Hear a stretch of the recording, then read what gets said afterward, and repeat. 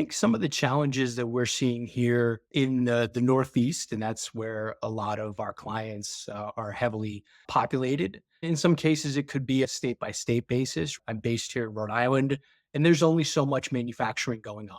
And then when you creep into Massachusetts and Connecticut, Connecticut has a rich tradition in aerospace and defense businesses, and some of them have been affected with some of the larger organizations. So I think locally here in the Northeast, there's a lot of similar types of industries that are all trying to target the right technical background and finding ways to battle over that talent. Frankly, over the last few years coming out of school, it just hasn't been there. I think with that challenge, some of the solutions are making sure that you're connecting on a personal level with candidates to sell them and better understand their motivators and what they're looking for when considering a career change, making sure that it's not always about compensation. We all want to be compensated, but making sure that maybe it is a culture fit or their short term and long term career goals are being met. And with some of those technical backgrounds, there are certain industries like medical device, they're really appealing. So, in some cases, finding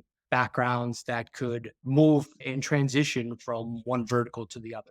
I think some of the worries that my clients are having on their end are also we've been seeing, and it's been happening for a few years now. But I will say that a lot of the engineering students coming out of school, say the last 8 to 10 years, there's been such a driving excitement about new technology and everything that aligns with cell phones and the like. The traditional manufacturing of someone coming out and manufacturing a part has been lacking. And with certain industries like automotive, like aerospace and defense, and certain generations retiring, there's been a lack of rock star candidates that could backfill into those types of roles just due to a lack of engineering talent coming out and wanting to get into that traditional manufacturing, for lack of a better term, combat some of those worries and challenges. On our end, we're trying to make a personal connection with each candidate. We're also reaching out a little bit locally and trying to better understand some of the students coming out of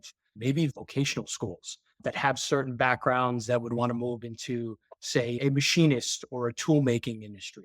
Those industries, they're careers that frankly people don't want to dive into it. And with certain retirements, there's a lot of tribal knowledge that's being lost. So it's finding and understanding where do you find that talent and trying to help our clients also find that talent because in certain regions, say in Connecticut or Mass and Rhode Island, everyone's looking for that engineering student with an MBA that's 5 to 8 years in their career and has just moved into leadership. So you're having almost a bidding war, if you will, on certain caliber candidates.